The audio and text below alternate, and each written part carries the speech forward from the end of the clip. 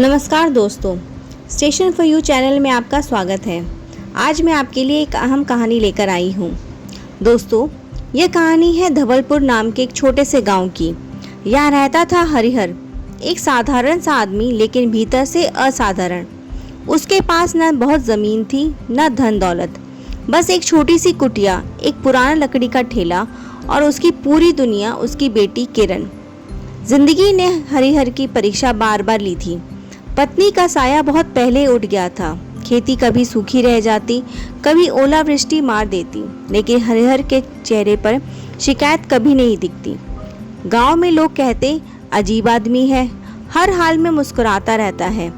क्योंकि हरिहर का एक ही वाक्य था, जो होता है वह सब अच्छे के लिए होता है। हरिहर रोज शहर के बाजार तक सब्जियां पहुंचाने के लिए अपना लकड़ी का ठेला ले जाया करता था। एक दिन लौटते समय रास्ते में ठेला फिसल गया और पास के नाले में जा गिरा। ठेला पूरी तरह टूट गया। वही ठेला उसकी रोजी रोटी था। गांव वाले जमा हो गए। अब क्या करोगे हरिहर? यह तो बहुत बड़ा नुकसान हो गया। बेचारा, किस्मत ही खराब है। हरिहर ने टूटा ठेला देखा, फिर बेटी की तरफ देखा और बस इतना कहा, ठेला टूट गया, यह सच है, पर जो होता है सब अच्छे के लिए होता है। लोग हैरान होकर लौट गए। कुछ दिन बाद गांव के बाहर सरकार की एक योजना शुरू हुई। ग्रामीण परिवहन के लिए हाथ से चलने वाली ई रिक्शा योजना। किरण ने जिद की, बाबा फॉर्म भर देते हैं, क्या पता कुछ मिल जाए। हरिहर ने मुस्कुराकर हामी भर दी। कुछ ही हफ्तों में हरिहर को कम ब्याज पर ई रिक्शा मिल गया। वो और पहले से ज़्यादा कमा रहा था। गांव वाले फिर आए, अरे यह तो बहुत अच्छा हुआ, ठेला टूटा तभी तो यह मिला।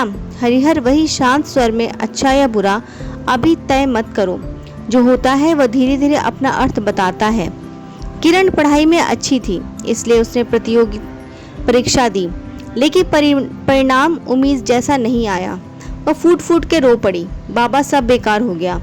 गांव की औरतें बोली, अब पढ़ाई छोड़ दो, काम सीख लो।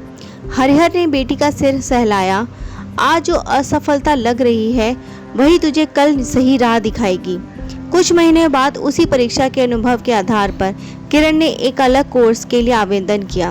ग्रामीण स्वास्थ्य कार्यकर्ता का उसका चलन हो गया। आज वही किरण गांव-गांव जाकर दवाइयां बांटती, बुजुर्गों के जांच करती और माताओं को समझाती है। अगर वह पहली परीक्षा में पास हो जाती तो शायद ये रास्ता कभी नहीं खुलता।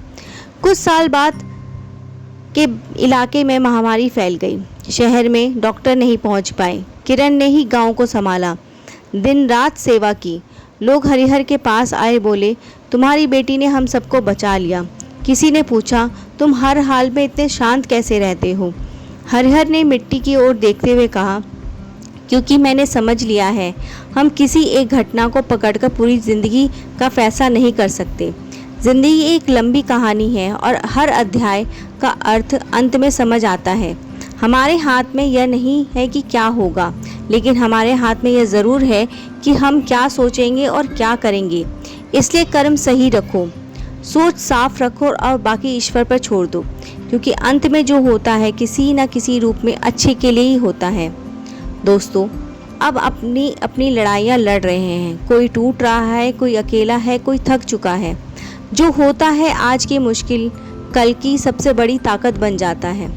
अगर आपको यह कहानी पसंद आई हो तो इसे लाइक करें, अपने दोस्तों और परिवारों के साथ शेयर करें और ऐसी प्रेरणादायक कहानियों सुनने के लिए हमारे चैनल को सब्सक्राइब करना ना भूलें। धन्यवाद।